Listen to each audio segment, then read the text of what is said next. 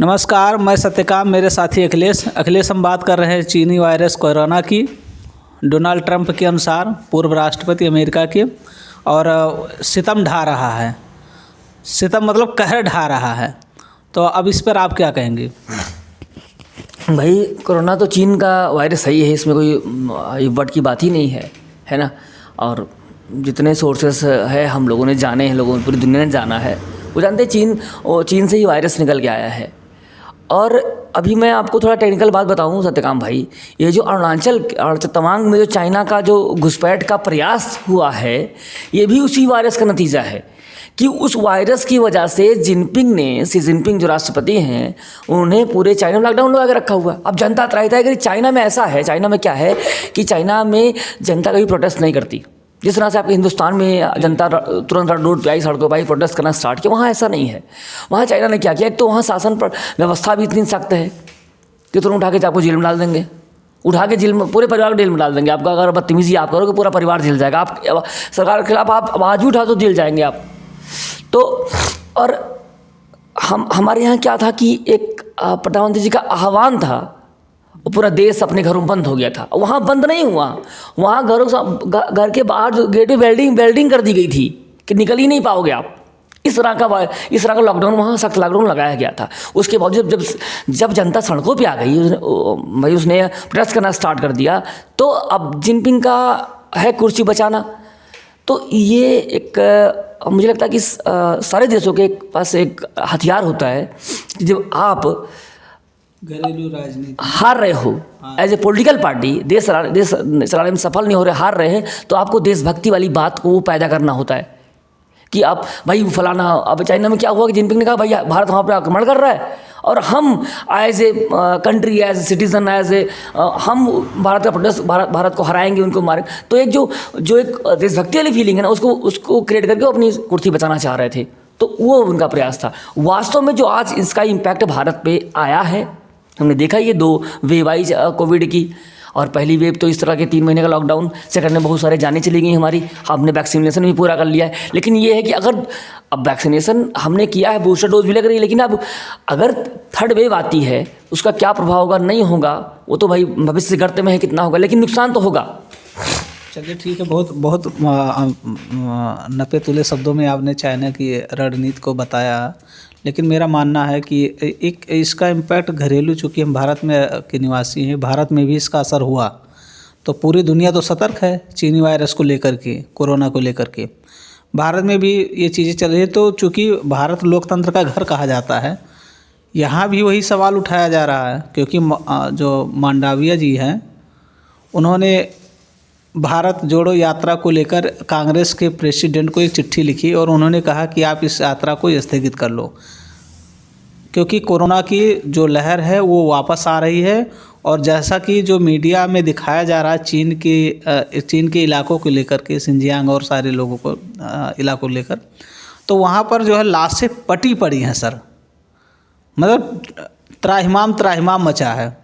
अब यहाँ भी चिट्ठियों का दौर चालू हुआ, तो कांग्रेस या अन्य विपक्षी दल भी सवाल उठा रहे हैं कि जब भारत में दूसरी लहर चल रही थी, तब चुनाव आयोग और माननीय प्रधानमंत्री सबको शामिल कर रहे हैं इस बात में कि उस समय जो है राज्यों में चुनाव कराए गए, चाहे उत्तर प्रदेश का रहा हो, पश्चिम बंगाल का रहा हो या अन्य राज्यों के। उस समय तब नहीं माना गया। अभी जब कोरोना दस्तक दे रहा था, मीडिया में चल रहा था, उस समय गुजरात का चुनाव कराया गया, हिमाचल प्रदेश का चुनाव कराया गया। तो माननीय प्रधानमंत्री और गृह मंत्री ने भी बड़ी बड़ी रैलियां की। उस समय क्या कोरोना नहीं था? तो भारत जोड़ो यात्रा को लेकर क्यों परेशानी है? नहीं भाई, पॉलिटिकल पार्टियाँ कुछ भी कर सकती हैं, इसमें कोई दो राय नहीं, चाहे जो पॉलिटिकल पार्टी हो, हम इसको मानते हैं। ये चिट्ठी लिखना भी एक पॉलिटिकल बात है, सहमत इससे हम नहीं हैं, कोई भी नहीं होगा।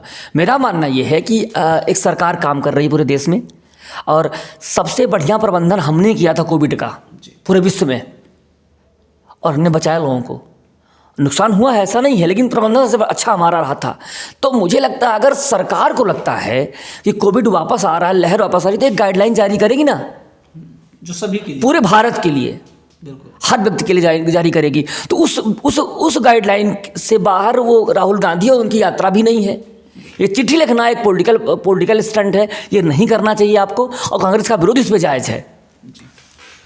चलिए ठीक है सर। और मैं दर्शकों को एक थोड़ा सा डेटा देना चाहूँगा। पूरी दुनिया में जो सबसे थोड़े आपकी बातों को जोड़ते हुए कहेंगे, पूरी दुनिया में जो वैश्विक ढांचा है, स्वास्थ्य ढांचा जिसको कहा जाता है, इटली नंबर 1 है जी सर, स्वास्थ्य सुविधाओं को लेकर के।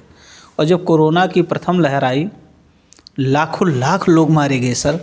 मतलब वहाँ ही नहीं, चीन हो, अमेरिका हो, जापान हो, फ्रांस हो, भारत हो, इंडोनेशिया, कोई देश नहीं बचा जहाँ लाशें पटी पड़ी नहीं मिली, सरकारी अस्पतालों में जलाने वाला नहीं मिला। और यहाँ तक कि भारत की बात करें तो भारत में भी लाशें नदियों में तैरती दिखाई दी। सत्यकाम भाई कोविड को हम इग्नोर नहीं कर रहे हैं जी, हमने इसको यहाँ से उठा के ले जाना, नंबर लगना और घाट पे विसर्जन करना, यानी सौदा करना, जो भी था करना। और जिनके यहाँ बहुत सारे लोग सेल्फी से छोड़ के भाग गए, उनको नदी में तैरती लाशें मिली उनकी। लेकिन जो लगे रहे तो उनको बहुत, मतलब एक तरह से बहुत सौदा था। अपनी आंखों से देखा मैंने देखा, मैं बयान करूँ किसी दिन, डिस्क्राइब करेंगे बैठ के। हाँ, तो वो मुद्दा अलग है। तो कहने का मतलब है वो स्थिति वापस ना आ जाए, इसके लिए सरकार को सतर्क होना चाहिए। सरकार सतर्क है, मेरे ख्याल से सतर्क होगी भी।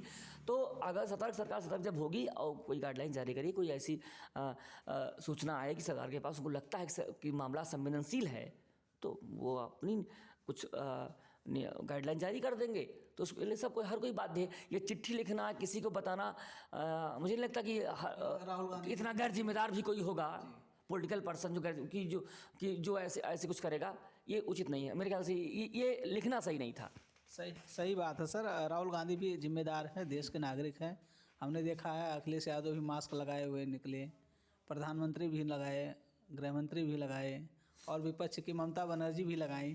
तो मास्क लगाते हुए समय हम लोग भी लगाए थे, और पूरा देश उस समय मान रहा था आपके कहने को। तो उस समय चिट्ठियों का कोई औचित्य नहीं होता, ये तो पॉलिटिकल स्टंट है। मुझे ऐसा लगता है कि सरकार को गाइडलाइन लानी चाहिए, और उसका जो प्रभाव पड़ने वाला है मार्केट मतलब पूरे इकोनॉमी पर, उसका अंदाज़ा लगाना चाहिए। और लोगों को राहत दे सकती है सरकार तो दे, नहीं तो गाइडलाइन लाए, सारे लोग मानेंगे। सत्यकाम भाई, हम तो भगवान से ये प्रार्थना करेंगे, भगवान ने कोई बेबो बनाए कोरोना की। बड़ी मुश्किल से हम उबरे हैं उससे, उसके प्रकोप ही बोलूँगा मैं, क्योंकि यार आदमी खाने के लिए मोहताज हो गया था, अर्थव्यवस्था हमारी कोलैप्स कर गई थी। अब कोलैप्स का मतलब देखिए, जब सरकार का गवर्नमेंट कैलकुलेशन होता है भाई, तो वो तो अपने हिसाब से कर लेते हैं। जो पूंजीपति उद्योगपति लोग, उनके लिए तो मान लीजिए कि 3 महीने का टूर हो गया, पिकनिक हो गई घर में, परिवार में उनके पास टाइम नहीं, अपनी फैमिली में बैठने के साथ, तो फैमिली के साथ टाइम बचाने का मौका मिल गया। लेकिन जो व्यक्ति गरीब व्यक्ति है, वही बात तो वापस आई ना यार, वो तो मर जाता है, जीते जी मर जाता है। और मरने का क्या, फिर 3 महीने खाया नहीं, और फिर जो रखा था वो भी खा लिया, फिर जो व्यवस्था करनी पड़ेगी उसको अगले 6 महीने की, साल भर की, उसकी व्यवस्था में वो 3 साल पीछे हो जाता है। कमर टूट गई भाई। आज भी बहुत सारे परिवार ऐसे हैं, बहुत सारे लोग ऐसे हैं जो कोविड की मार के झेलने का अभी उबर नहीं पाए होंगे। तो भगवान से प्रार्थना ये करेंगे कि वो कहीं बेबो बनाए। लेकिन रही बात पॉलिटिकल पार्टियों की, ये कुछ भी कर सकते हैं। अखिलेश यादव की बात आपने करी। अखिलेश यादव ने जब टीकाकरण हो रहा था, वैक्सीनेशन हो रहा था, इन्होंने कहा ये मोदी वैक्सीन है, हम नहीं लगवाएंगे, समाजवादी कोई मोदी वैक्सीन नहीं लगवाएंगे।